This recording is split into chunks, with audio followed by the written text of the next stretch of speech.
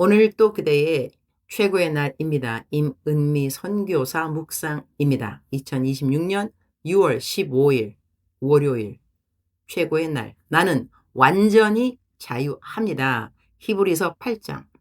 어제 간 교회는 서울 서교회였다. 이름이 좀 독특하기도 했다. 왜 서울 서교회일까 싶어서 내가 직접 물어보기까지 했다. 목사님이 당신이 교회에서 가장 편한 분들이 장로님들입니다. 이런 말씀을 하셨는데 정말 장로님들과 사이가 너무 좋아 보이셨다. 성도님들 자랑을 많이 하시면서 당신이 이런 좋은 교회에서 목회하게 된 것이 정말 큰 은혜라고 하셨다. 이런 고백을 들을 때면 나는 참 마음이 따스해진다. 이 세상의 모든 교회의 담임 목사님이 이런 고백을 하면 참 좋겠다. 어제 모든 한국에서의 약 2달간의 사역을 마쳤다. 하나님께서 이번 한국 일정 가운데 내가 감당했던 모든 사역들을 기뻐하셨다는 생각이 든다. 서울 보증 신우회에서 지난 토요일 설교를 했는데 나는 설교하기 전에 종종 하나님께 여쭤본다. 주님, 오늘은 성도님들에게 어떤 인사를 하면 좋을까요? 예수님께서 직접 인사하신다면 어떻게 말씀하실까요? 제가 대신 전하겠습니다. 그렇게 여쭤볼 때가 많은데 토요일 설교 전에는 동일한 나의 질문에 하나님께서 성도님들에게 주시는 말씀이 아니라 나에게 주시는 말씀이 있으셨다. 주님께서 내게 이렇게 말씀하셨다. 유니스. 나는 너가 설교하는 것 그리고 나의 일을 하는 모든 것을 당연한 것으로 여기지 않는단다. 물론 너는 나의 종이기에 설교도 하고 나의 일도 해야 한다. 그러나 나는 그것을 당연하게 여기지 않는다. 사랑하는 나의 종 유니스야. 나는 그러한 너를 고맙게 생각한단다. 유니스야 고맙다. 나의 일을 해 주어서. 그 말씀을 듣는데 울컥했다. 또 울컥하네요. 내가 4월 초에 한국에 들어왔으니 어느덧 거의 2달이 조금 넘게 한국에서 사역을 하였다. 이제 한국 사역을 마치고 미국으로 간다. 케냐는 8월에 들어갈 예정이다. 지금 미국에 가는 이유는 딸 수진이가 둘째 아이를 곧 출산하기 때문이다. 친정엄마인 내가 가서 적어도 1달 정도는 산후조리를 도와주어야 한다. 하나님께서 지난 2달 동안의 한국 일정을 기뻐하셨다고 나는 믿는다. 미국 아틀란타로 가는데 그곳은 한국과 13시간 시차가 있다. 그래서 미국 도착하면서 막바로 시차 적응을 하려면 가능한 떠나기 전날 밤을 꼬박 새는 것이 좋다. 비행기가 아침 비행기이니 밤을 꼬박 새고 아침에 비행기 타고 기내에서 잠을 자면 미국 도착하면 다음날 아침이니 막바로 시차 적응을 할 수 있게 되는 것이다. 하룻밤 꼬박 샘으로 피곤할 수는 있지만 시차 적응을 막바로 하기에는 이 방법이 최고인 것을 알고 있기에 지금 밤을 새우고 있는 중이다. 우리말 성경 히브리서 8장 10절부터 12절까지입니다. 주께서 말씀하신다. 이것은 그날 후에 내가 이스라엘 집과 세울 언약이다. 내가 내 율법을 그들의 생각 속에 넣어주고 그들의 마음에 새길 것이다. 나는 그들의 하나님이 되고 그들은 내 백성이 될 것이다. 그래서 그들은 각각 자기 이웃이나 자기 형제에게 결코 주를 알라고 가르치지 않을 것이다. 이는 그들 가운데 낮은 사람으로부터 높은 사람에 이르기까지 모두 나를 알 것이기 때문이다. 내가 그들의 불의를 긍휼히 여기고 그들의 죄를 더 이상 기억하지 않을 것이다. 히브리서 8장은 예레미야 31장에 기록된 새 언약을 인용하고 있다. 하나님께서는 옛 언약 아래에서는 돌판에 율법을 기록하셨지만 새 언약 아래에서는 하나님의 백성들의 마음에 직접 하나님의 뜻을 새기시겠다고 말씀하신다. 10절에서 하나님은 내가 내 율법을 그들의 생각 속에 넣어주고 그들의 마음에 새길 것이다 라고 말씀하신다. 이것은 외적인 종교 생활이 아니라 내면에서부터 하나님을 사랑하고 순종하는 삶을 말한다.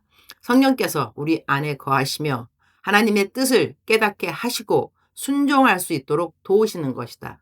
11절은 하나님과의 관계가 훨씬 더 친밀해졌음을 보여준다. 과거에는 제사장과 선지자를 통해 하나님을 알아갔지만 이제는 예수 그리스도를 통해 누구든지 하나님께 직접 나아갈 수 있게 되었다.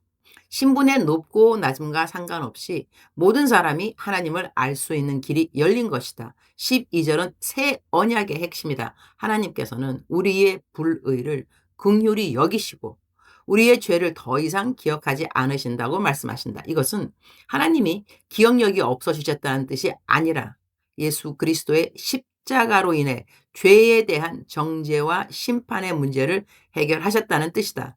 하나님은 이미 용서하신 죄를 다시 들추어 우리를 정죄하지 않으신다. 나는 많은 그리스도인들이 예수님을 믿고도 여전히 과거의 죄책감과 정죄 속에서 살아가는 모습을 본다. 하나님은 이미 용서하셨는데 본인은 자신을 용서하지 못하고, 하나님은 기억하지 않으시는데 본인은 계속 과거를 붙들고 살아가는 경우가 있다. 오늘 말씀을 보면 하나님께서는 우리의 죄를 더 이상 기억하지 않으신다고 말씀하신다. 그렇다면 우리도 하나님께서 이미 처리하신 죄를 붙들고 살아갈 이유가 없다. 물론 이것이 죄를 마음껏 지워도 된다는 뜻은 아니다. 예수님의 십자가는 죄를 위한 라이센스가 아니라 새로운 삶을 시작할 수 있는 은혜의 문이다. 하나님께서 우리의 죄를 용서해 주셨기 때문에 우리는 과거에 묶여 살 필요가 없다. 넘어졌더라도 다시 일어나면 된다. 실패했더라도 다시 시작하면 된다.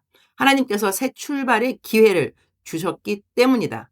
사탄은 계속해서 우리의 과거를 들추어내며 정죄하려고 한다. 그러나 하나님은 십자가를 바라보라고 말씀하신다.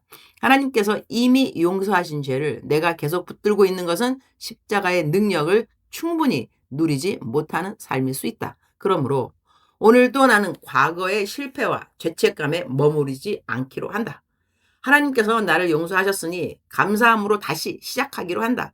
어제의 실패가 오늘의 나를 결정하지 못한다. 십자가의 은혜 안에서 나는 새로운 사람이며 오늘 또 새로운 마음으로 하나님과 함께 걸어갈 수 있다. 주님, 오늘 또 최고의 날입니다. 저의 불의를 긍휼히 여기시고 저의 죄를 더 이상 기억하지 않으신다고 말씀하여 주셔서 감사합니다. 저는 제가 지은 죄로 인하여 받아야 할 벌을 사함 받았습니다. 저는 완전히 자유한 자입니다. 할렐루야. 예수님의 보혈이 저의 모든 죄를 깨끗하게 씻어 주셨음을 믿습니다. 과거의 실패와 실수에 묶여 살지 않게 하시고 매일 새로운 은혜 가운데 다시 시작하게 하여 주옵소서. 주님의 용서는 죄를 가볍게 여기라는 말씀이 아니라 더욱 감사함으로 거룩하게 살라는 초청임을 잊지 않게 하여 주옵소서. 오늘 또 십자가의 은혜를 붙들고 기쁨으로 걸어가게 하시고 정죄가 아닌 감사로, 죄책감이 아닌 자유함으로 살아가게 하여 주옵소서. 주님, 저는 곧 묵상을 마치고 잠을 조금이라도 자야 할 것 같습니다. 새벽에 공항으로 갑니다. 미국까지 잘 도착하도록 기내에서는 저의 그리스도인으로의 삶에 도움이 되는 영화나 드라마를 잘 선정하여서 14시간이나 되는 비행시간을 잘 가도록 도와주옵소서. 물론 우리 주님과 쏙닥쏙닥 저의 수단은 모든 공간과 시간을 초월하여 할 수 있어서 감사합니다. 한국 있는 동안 만났던 모든 분들을 주님 기억하여 주시사 우리가 다시 만날 때는 믿음의 진보를 서로에게 자랑할 수 있기를 원합니다. 주님 사랑합니다. 주님 감사합니다. 오늘도 우리 주님 저를 보시면서 하루 종일 기쁨을 넘어서 감동을 받으시면 참 좋겠습니다. 외우면 좋은 말씀. 히브리서 8장 12절. 내가 그들의 불의를 긍휼히 여기고 그들의 죄를 더 이상 기억하지 않을 것이다. 사랑하는 그대여. 사랑하는 그대여 출석 부르고 있습니다. 대답하셨나요? 제가 지금 공항을 막 나가야 됩니다. 그래서 오늘 출석만 부르고 제가 클래스를 나가도록 하겠습니다. 내일은 미국에서 그대에게 오늘 또 그대의 최고의 날입니다. 출석을 부르게 될 것 같습니다. 사랑하는 그대여 사랑합니다. 사랑하는 그대여 축복합니다. 오늘 또 그대의 최고의 날입니다.